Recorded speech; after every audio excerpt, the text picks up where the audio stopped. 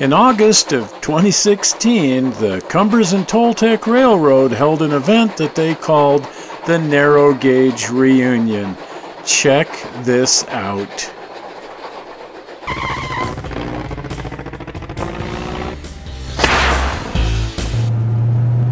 Well, we're driving down Otto Mears's $1 Million Highway. Oh my gosh, the elevation is like, woo! God, well, what a road. Oh my gosh. It's inconceivable that anybody built this road as a wagon road back in the day.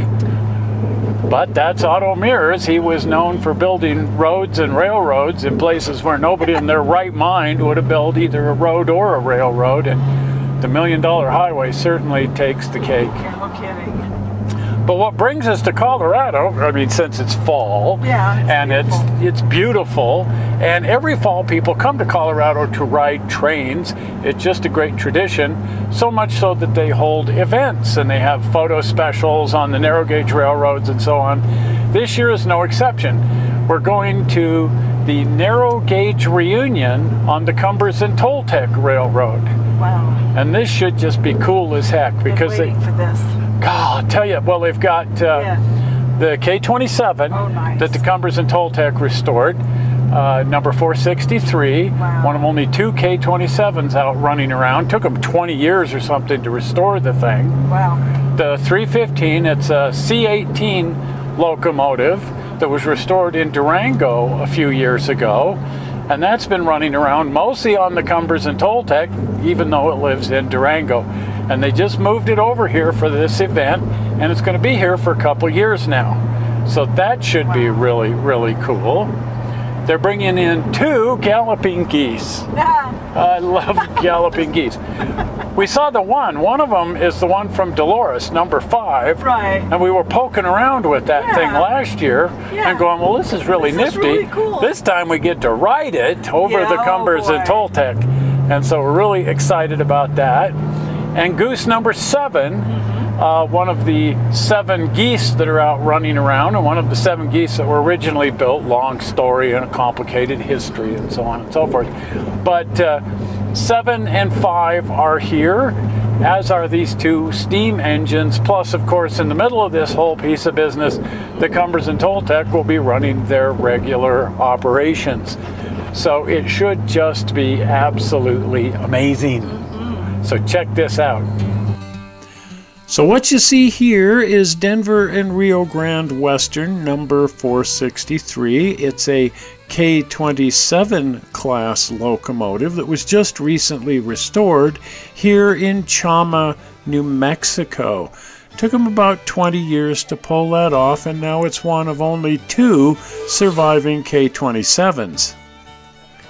This train is part of an event called the Narrow Gauge Reunion being held here at Chama, New Mexico. They have this engine, their own K-27 that they've restored. They also brought in a C-18 class engine, number 315, from Silverton, Colorado, as well as 2 galloping geese, number 5 from Dolores, Colorado, and number 7 from the Narrow Gauge Museum in Golden, Colorado. We had tickets to ride this train. They call it the dinner train, left at 6 p.m. We left that morning from Salt Lake City, drove like absolute maniacs to get here. Yes, I have the speeding ticket to prove that. And we made our train with a whopping 6 minutes to spare. So we cut that a little close, but we made it and we're having a grand time.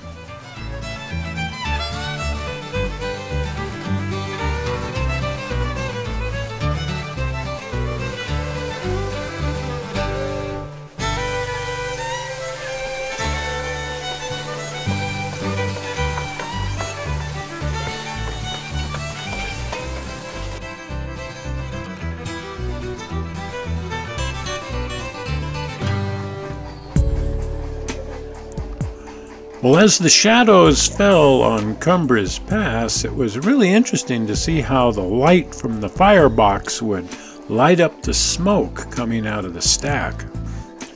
Riding trains in the evening and night is such a completely different experience than riding them during the day. And Cumbres Pass is just flat beautiful in any light.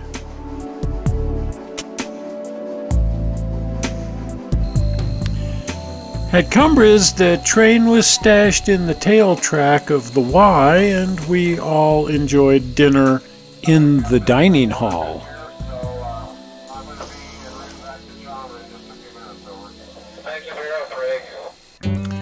We had a couple of musicians providing music over dinner, including this guy, Earl Noob. Earl was locomotive engineer back in the day on this railroad. Today he's with the Strasburg Railroad, but it was fun to run into Earl again. And just fun being in Cumbres on a narrow gauge train in the crisp autumn air.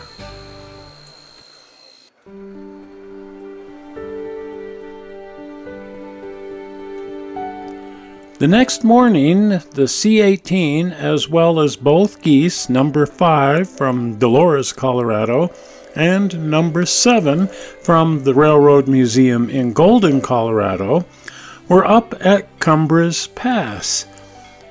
They're heading out onto the railroad for the day to do photo run-bys and other kinds of screwing around as well.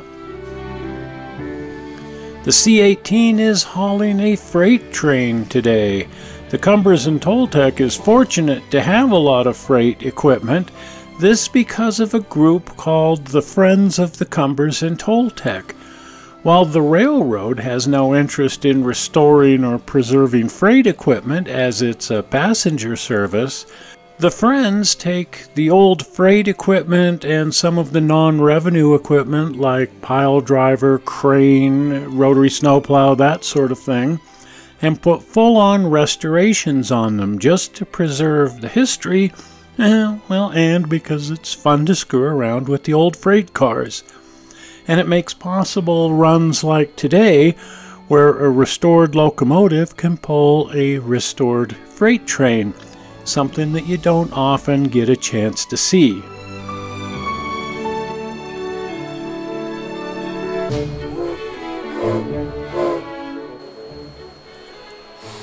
.315 resides in Silverton and at times Durango, Colorado.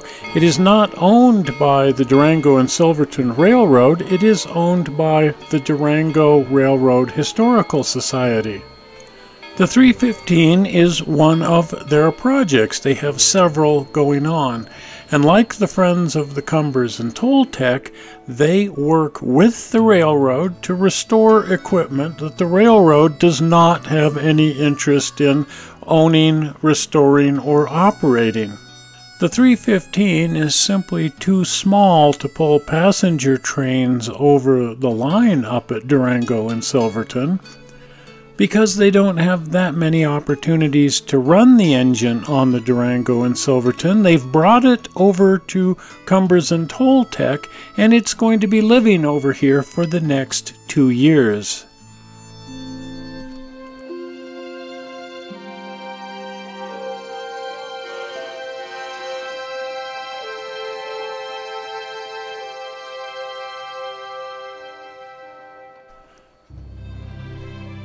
The freight train, followed by both of the geese, left Cumbres Summit out over Tanglefoot Curve, one of the most famous and certainly photographed spots on the entire line. This huge horseshoe curve doubles back practically on top of itself, and the Cruz back in the day could jump off the locomotive or the caboose, scramble down the hill, and climb on to the other end of the train. It was a great way to get from one end of the train to the other without having to walk the whole length of the train. As it happens, it's also just a great place to photograph the trains.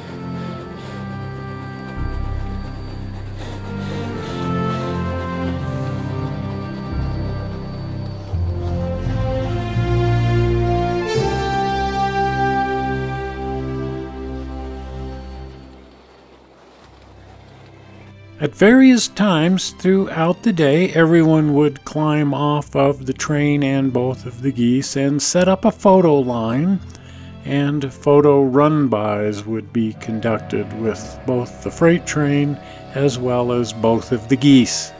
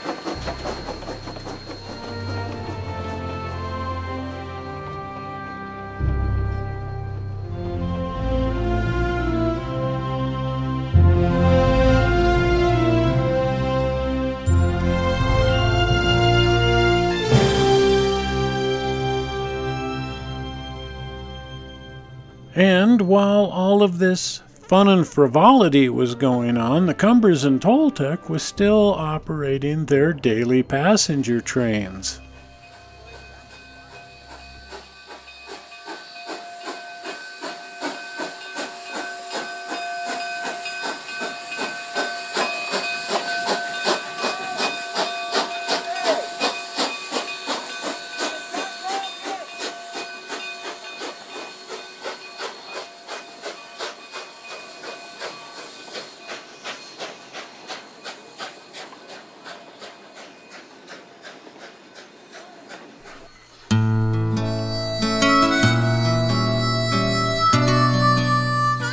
The trains operated over the line to a place called Bighorn. There's a Y here at Bighorn, and that allows the trains to be turned around so they can head back in the other direction.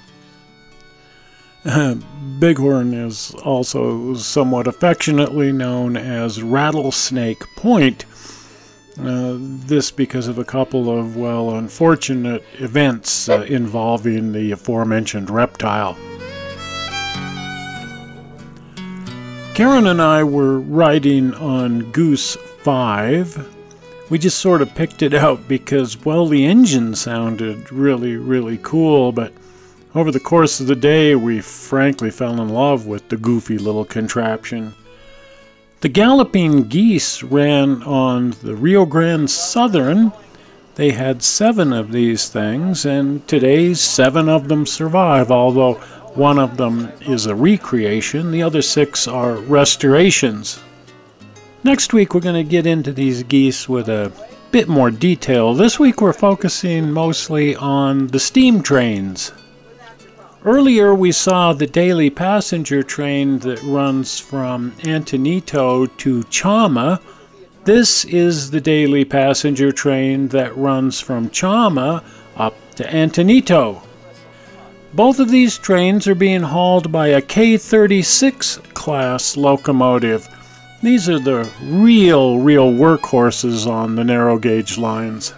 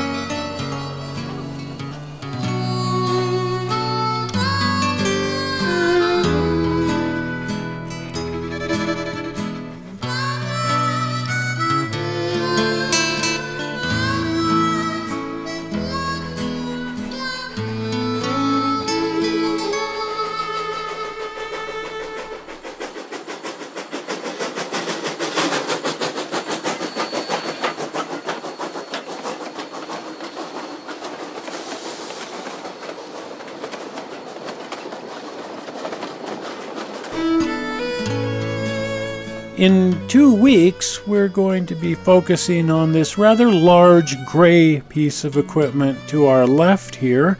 This is a pile driver which has been restored by the friends of the Cumbres and Toltec, who are going to be driving a couple of pilings into the ground for our entertainment and edification. So do keep an eye out for that. It should be really fun.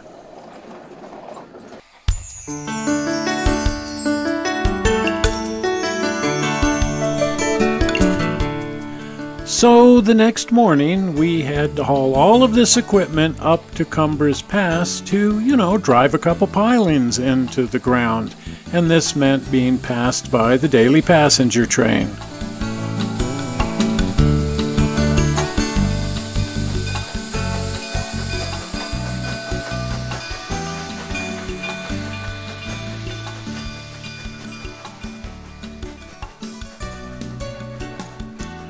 We were riding behind the K-27 in our own little passenger train. What better way to get up to Cumbres to drive pilings into the ground?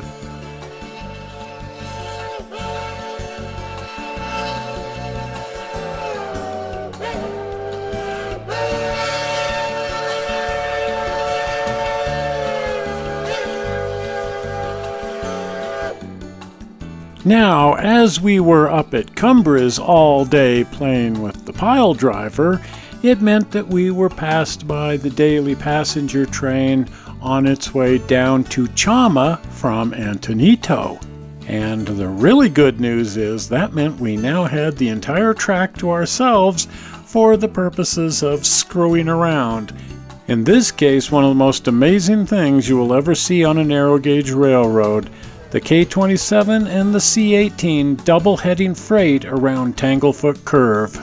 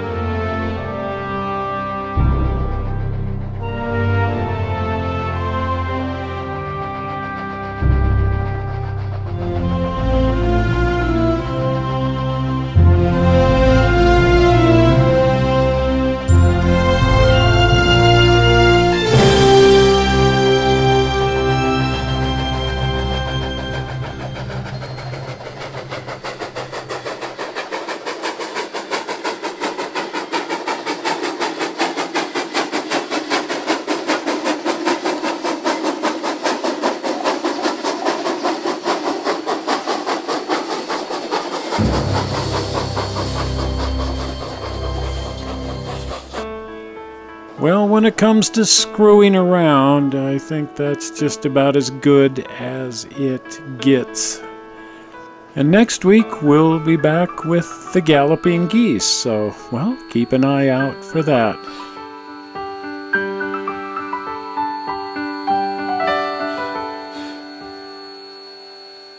Well, there you go. That was the steam engine half of the show, which is so darn cool. I've had to split the show in half because there's just too darn much cool stuff here. In fact, I've split the show into 3 parts.